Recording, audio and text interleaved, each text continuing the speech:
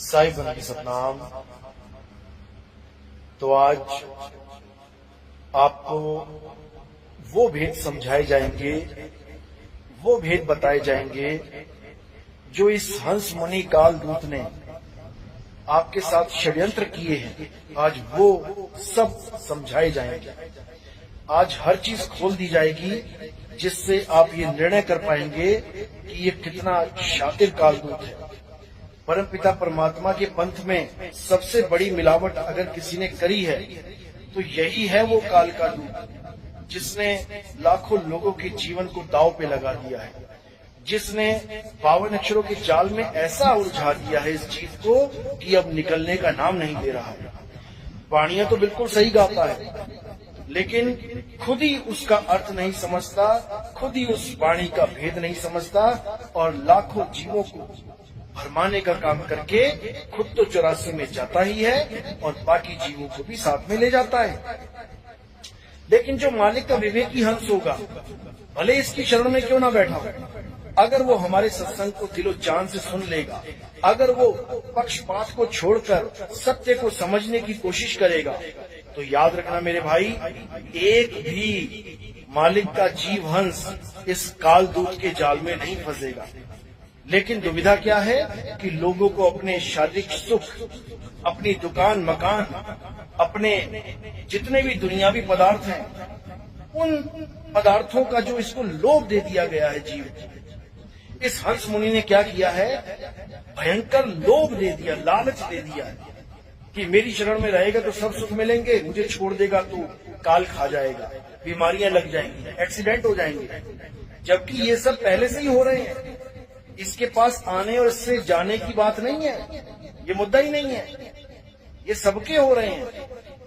लेकिन इसने ऐसा भरमजाल फैला दिया है कि मेरे पास रहोगे तो सुखी रहोगे, सारी बीमारियां दूर हो जाएंगी, और चले जाओगे तो दुखी हो जाओगे। जबकि इसका अपना दांत का पाइदिया ठीक नहीं हो रहा है, इसके दांतों से खून रिसता है, बदबू आती है इसके जबड़ों से, दवाई खाता ही उसकी लगातार, और जिस डॉक्टर से दवाई खाता है हमें अच्छे से पता है उसके बारे में, तो अपनी बीमारी ठीक नहीं कर पा रहा है और दूसरों को बीमारियों से बचने का झांसा दे रहा है।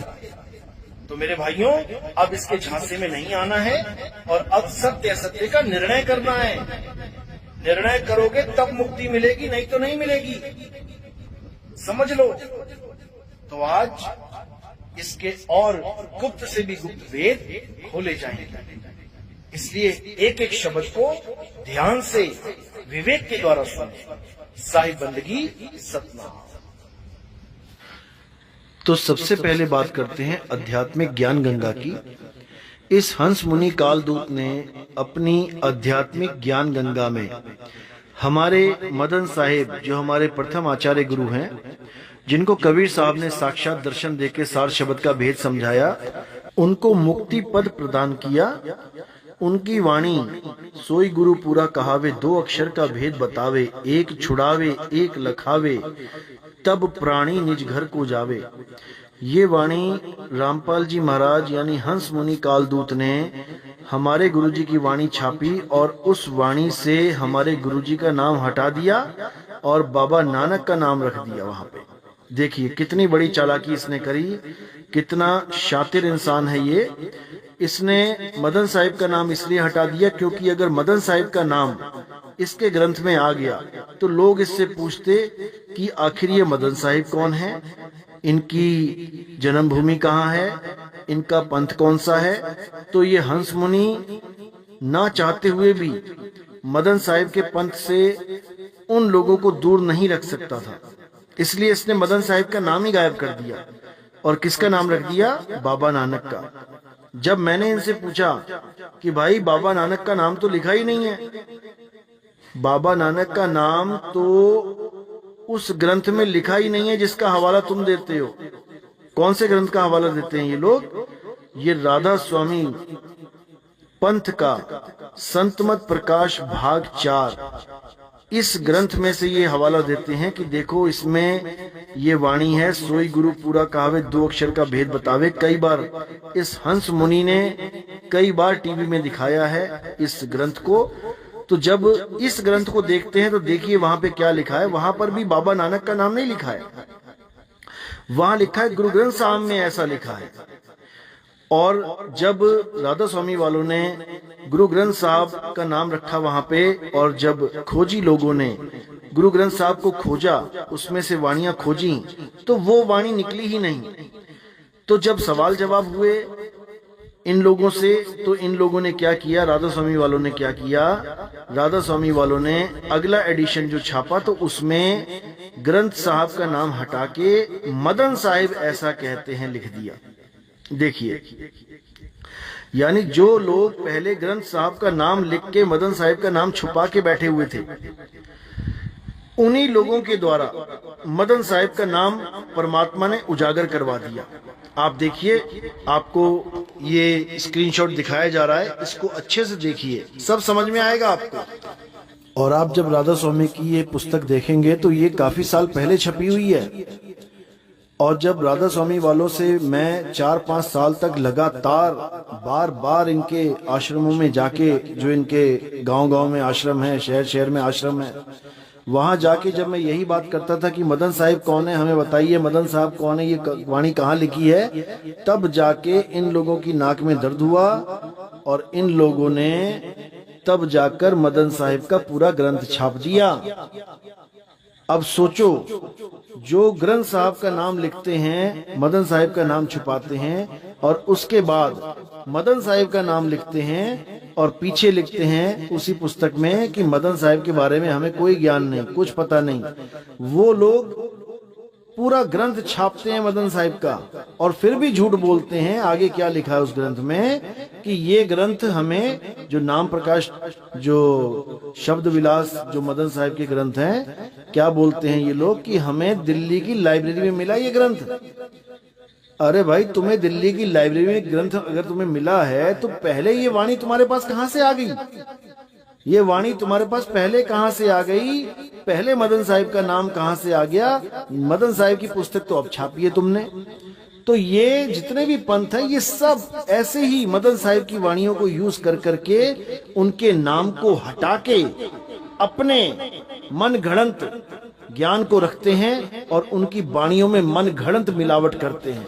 राधा स्वामी वालों ने मदन साहिब की वाणी का भेद ना समझा और ना समझी में ही ये बोल दिया कि 2 अक्षर और मिलेंगे पार ब्रह्म में जाके।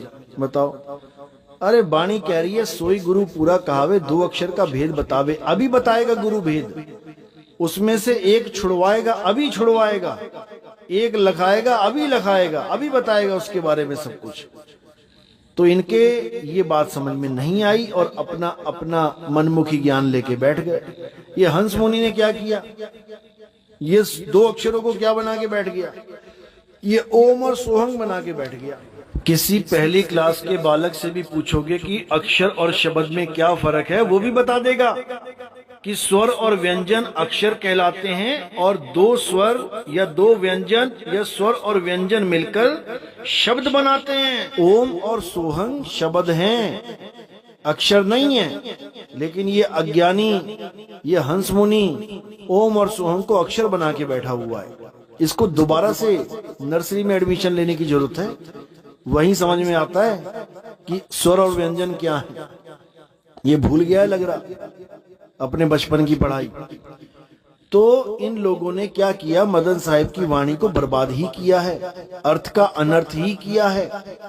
तो ये लोग केवल और केवल वाणियों को घुमा सकते हैं, छुपा सकते हैं, लेकिन किसी का कल्याण नहीं कर सकते। अगर आज भी आप ये बात पूछोगे इन लोगों के कोऑर्डिनेटर से या इन लोगों के आश्रम में जाके, इस हंस मुनि के, तो वो तुम्हें, आप यकीन नहीं करोगे, वो तुम्हें इसका कोई जवाब ही नहीं देंगे। ना तो वो ये कहेंगे कि हमने झूठ लिखा है, और ना ही वो कभी ये बोलेंगे कि ये मदन साहिब की वाणी है।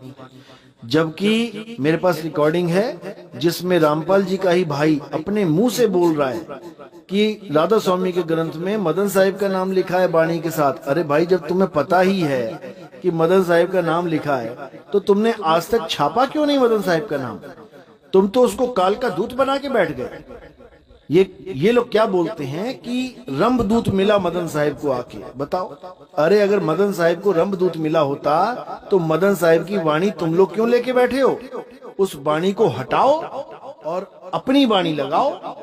क्यों हमारे गुरु की वाणी रखते हो अपने ग्रंथों में?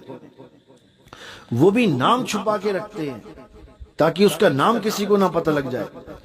अगर मदन साहिब को रंभदूत मिला था तो क्यों रामपाल महाराज, ये जो हंस मुनि बैठा है, क्यों इतने सालों तक कभी चर्चा नहीं कर पाया अपने सत्संग में कि कोई रंभदूत भी है जिसको, जो मदन साहिब को मिला और ये वाणी मदन साहिब की है, ये रंभदूत के द्वारा बोली गई है? क्यों नहीं बोला उसने? क्योंकि उसको पता ही नहीं है इसके बारे में कि मदन साहिब कौन है, मदन साहिब को किसने दर्शन दिए, उसको कुछ नहीं पता। ये तो जब हमने हंस मुनि कालदूत का पूरा भेद खोल दिया तो इन्होंने क्या किया, किसी और का नाम फिट करके उसको हंस मुनि बना दिया। एक गंगादास नाम का भगत है जो इनके आश्रम में गुरुजी के पास रहता था। इन लोगों ने उसको कालदूत हंस मुनि बना के रख दिया। गुरुजी के आश्रम में रहता था, उसका नाम जोड़ दिया कि वो गंगादास है, 12वें पंथ का कालदूत। अरे निकम्मो, अगर गंगादास 12वें पंथ का कालदूत होता तो तुमने संजय के नाम पे किताबें छाप दी, तुमने कृष्णदास के नाम पे किताबें छाप दी, तुमने गंगादास का नाम क्यों नहीं लिया आज तक? आज तुम्हें 20-25 साल हो गए बकवास करते हुए, सत्संग तो नहीं कहूंगा, बकसंग करते हुए तुमने आज तक गंगादास का नाम नहीं लिया। क्यों? क्योंकि तुम्हें पता ही नहीं था कि हमारी कहानी हमारे ऊपर ही फिट हो जाएगी। ये जो कालदूत कालदूत कहते हो, तुम ही कालदूत घोषित हो जाओगे। अब जब कालदूत घोषित हो गया, अब किसी और के सिर पे सेहरा तो पहनाएगा ही। तो गंगादास को ले लिया लपेटे में इन लोगों ने। तो भाई ये बहुत शातिर लोग हैं। वो गंगादास तो बेचारा परमात्मा की भक्ति को सिर पे रख के घूम रहा है, भटक रहा है कहीं ना कहीं कि कोई गुरु मिल जाए, और इन्होंने उसी को कालदूत बना दिया और उसको कबीर घोषित करवा दिया कि वो अपने आप को कबीर कहता है। बताओ, अरे वो गुरु धारण कर रहा है जा जाके, कभी कहीं, और उसको ये कबीर बना के बैठा दिया इन्होंने, और बड़े चमत्कार कर रहा है। बताओ, और वो बेचारा खुद दुखी है, वो क्या चमत्कार करेगा? चमत्कार तो तुम, यूट्यूब भरा हुआ है तुमने चमत्कारों से। इसका कैंसर ठीक हो गया, इसका फलाना ठीक हो गया, इसका ठिकाना ठीक हो गया, अपने दांत का पाइया ठीक नहीं हो रहा है, सड़ी हुई बांस मार रहा है, बदबूदार मुंह हुआ पड़ा है, खून रिस रहा है दांतों से, और लोगों को कह रहा है कि हम तेरा कैंसर ठीक कर देंगे, ऐसा कर देंगे, वैसा कर देंगे। मेरे भाइयों, यही है हंस मुनि, यही है काल का दूत। इसी ने हर तरह की मिलावट कर रखी है ग्रंथों में, गरीबदास जी की वाणियों में मिलावट कर रखी है। मैंने पिछले एपिसोड में दिखाया था, अब भी दिखा रहा हूं, ध्यान से देख लो। ये एक नंबर का मिलावट खोर है, एक नंबर का। तो इसके झांसे में नहीं आना है और सत्य को अपनाना है। सत्य के साथ कभी भी पक्षपात नहीं करना है। जो सत्य है वो सत्य है, और जो झूठ है वो झूठ है। अगर तुम सत्य के साथ पक्षपात करोगे तो तुम अपना ही नुकसान कर बैठोगे। इसलिए इस हंस मुनि को अच्छे से पहचान जाओ और इससे जितना जल्दी हो सके दूरी बना लो, नहीं तो ये खुद तो 84 में जाएगा और सारी संगत को भी ले जाएगा। तो मेरे भाइयों, विचार करो, विवेक लगाओ। अभी कुछ नहीं बिगड़ा है, अभी तुम्हारे पास समय है। एक बार अगर समय खत्म हो गया ना, एक बार अगर काल आ गया ना, तो कोई कुछ नहीं कर पाएगा, कोई तुम्हें नहीं बचा पाएगा। अभी नितिन दास चीख चीख के तुम्हें सत्य बता रहा है, तुम्हारे भले के लिए। संभल जाओ, सुधर जाओ, जाग जाओ, इस अज्ञानता की नींद में सोते मत रह जाना। ये हंस मुनि बहुत शातिर दूत है। अभी और कारनामे सुनो इसके। ये लोग जो हमारे प्रथम गुरु मदन साहिब को काल का दूत बताते हैं, इनके कारनामे आप इस संत के मुख से सुन सकते हैं। कृष्णदास जी महाराज गरीबदासी पंथ के जो हैं, डेरा सत साहिब सत्संग भवन ठाकुरपुरा, जिला अंबाला, हरियाणा में, ये रामपाल जी महाराज के पास बहुत साल चेलों की तरह, शिष्यों की तरह, भक्तों की तरह अपना जीवन लगा के बैठा था। परम भगत बना हुआ था। ये ऐसी अंध भक्ति में लीन हो चुका था कि रामपाल के सिवा इसको कुछ दिखता ही नहीं था। लेकिन परमात्मा अपने विवेकी हंसों की आंख जल्दी ही खोल देता है। जब इसने रामपाल महाराज के कारनामे देखे तो इसने वहां से अपना रास्ता अलग कर लिया और इसने ये पूरी किताब बनाई है। इसमें पूरा विवरण दिया है कि कैसे कैसे महाराज के साथ कैसे कैसे इसने दिन बिताए और क्या क्या कारनामे महाराज ने किए। शैतान बनिया भगवान, ये आपको इंटरनेट पे मिल जाएगी, आप इसको जरूर पढ़ें और इस हंस मुनि कालदूत के कारनामों से अच्छी तरह वाकिफ हो जाएं ताकि आपका जीवन बर्बाद होने से बच जाए। हमारे गुरु को काल का दूत बोलने वाला खुद कितना बड़ा काल का दूत है, ये आप इस ग्रंथ को पढ़ के अच्छे से समझ जाएंगे। आप केवल इसको इतना कह दें इनके भक्तों को कि भाई अगर मदन साहिब काल के दूत हैं तो मदन साहिब की वाणी आप अपने ग्रंथ में हटा दो। आप क्यों मदन साहिब की वाणी लेके अपने ग्रंथों को काला करते हो? आप सीधे कहो कि ये काल का दूत है और इसकी वाणी हम नहीं लेंगे। अरे निकम्मो, वाणी भी तुम हमारे गुरु की लेते हो और उसको ही काल का दूत बोलते हो, इसीलिए जेल में धक्के खा रहे हो। इसीलिए तो भाई इन लोगों का कुछ बनने वाला नहीं है, ये ऐसे ही जेलों में धक्के खाएंगे। यहाँ इंसान की बनी जेल में धक्के खाएंगे और फिर काल की बनी 84 लाख की जेल में धक्के खाएंगे। इनका कभी भी निबेड़ा नहीं हो सकता। ये कभी काल के जाल से नहीं निकल सकते। काल के जाल से वही निकलेंगे जो परमात्मा के विवेकी हंस होंगे। इसलिए इस काल के दूत से प्रश्न करो कि मदन साहिब 2 अक्षरों का भेद बताते हैं तो तुम 3 नाम क्यों देते हो? वाणी कह रही है सोई गुरु पूरा कहावे, 2 अक्षर का भेद बतावे, ठीक है, 2 नाम तुम दे दो, ठीक है। अब तीसरे का तो जिक्र ही नहीं है। एक छुड़ावे एक लखावे तब प्राणी निज घर को जावे, तो तुम तीसरा नाम कैसे फिट कर देते हो? यही कबीर साहब कह रहे हैं। कहें कबीर अक्षर 2 भाख, होगा खसम तो लेगा राख। बताओ 3 कहां बोला? केवल 2 अक्षरों की बात करी है। यही कबीर साहब फिर कह रहे हैं 52 अक्षर लोक तरह सब कुछ इन्हीं माही, ये आखिर खिर जाएंगे वो आखिर इनमें नाही।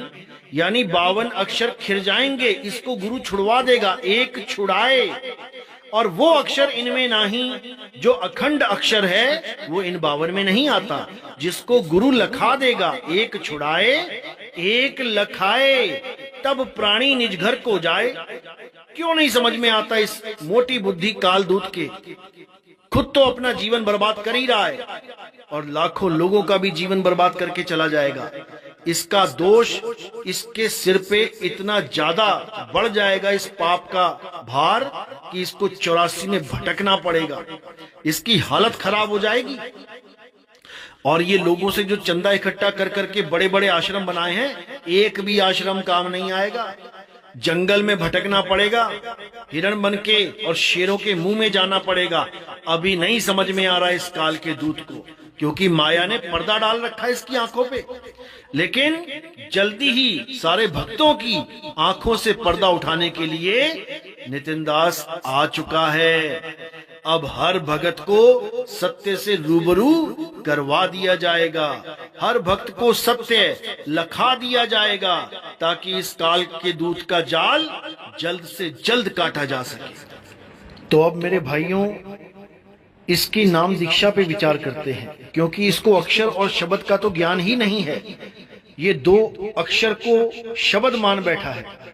तो इसके नाम दीक्षा में जो कुछ भी ये देता है, इसको अच्छे से समझेंगे कि ये कैसे काल का दूत जीवों को भटकाता है। ये कबीर साहब की वाणियों से प्रमाणित करता है कि नाम दीक्षा 3 बार में दी जाती है। सच्चा गुरु वो है जो 3 बार में नाम दीक्षा प्रदान करे, जिसको ये गीता में से भी ओम तत् सत ये श्लोक दिखा के प्रमाणित करता है कि 3 बार में ही नाम दीक्षा दी जाती है और इन मंत्रों को जप के परमात्मा को प्रसन्न किया जा सकता है। परमात्मा को प्राप्त किया जा सकता है। तो इसके इन नकली मंत्रों का आज पूरा खुलासा करेंगे और आप सबको इतना विवेक दे देंगे कि आप इसके झूठ को पकड़ सको। ये क्या बोलता है कि सच्चा गुरु 3 बार में दीक्षा देता है। पहली बार में ओम कलियम हरियम करके मंत्र देगा, दूसरी बार में सतनाम देगा, तीसरी बार में जो असली नाम है वो दे देगा। यानी 3 बार में पूर्ण ज्ञान मिल जाएगा।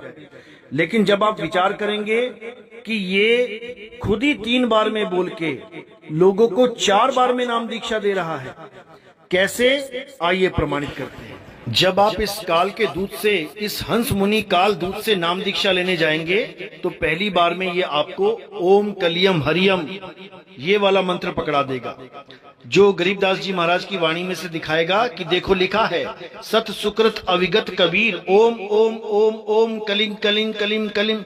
ये सब दिखा के आपको पक्का विश्वास दिलवा देगा कि यही नाम जपना है। ये हो गई पहली दीक्षा। उसके बाद ये आपको दूसरी दीक्षा के नाम पे ओम और सोहंग श्वासों के द्वारा अजपा जाप जो करवाया जाता है ये पकड़ा देगा। 90% प्राण योगी गुरु जो श्वासों का अजपा जाप करवाते आए हैं आज तक, ये ओम सोहंग ही देते आए हैं। ये कोई ऐसा नाम नहीं है जो इस काल दूत ने खोजा हो या परमात्मा ने इसको दिया हो। ये वही नाम है जो युगों युगों से चलता आ रहा है। ओम और सोहंग का अजपा जाप हजारों लाखों गुरु देते आए हैं और आज भी दे रहे हैं। और ये इस ओम सोहंग को सतनाम बना के बैठा है कि ये सतनाम है। अगर ये सतनाम है तो सारे गुरु सतनाम दे रहे हैं, तू अकेला नहीं है। तो जब ये ओम सोहंग का नाम देता है आपको, तो इसको दूसरी दीक्षा कहता है कि सतनाम मिल गया आपको। अब जो तीसरी दीक्षा है वो क्या है? वो है इसकी सार नाम की दीक्षा, जिसको ओम सोहम सत्य कबीर करके पकड़ा देता है। ओम श्वास छोड़ते हुए, सोहंग श्वास लेते हुए और बीच में सत्य कबीर बोलना है आपने। ये हो गई तीसरी दीक्षा। अब ये काल का दूत जो 3 दीक्षा पे पूर्ण ज्ञान दे रहा था, अब ये चौथी दीक्षा भी देगा आपको, जिसको सार शब्द की दीक्षा बताता है। और ये दीक्षा क्या है? ओम सोहंग सत्य कबीरा।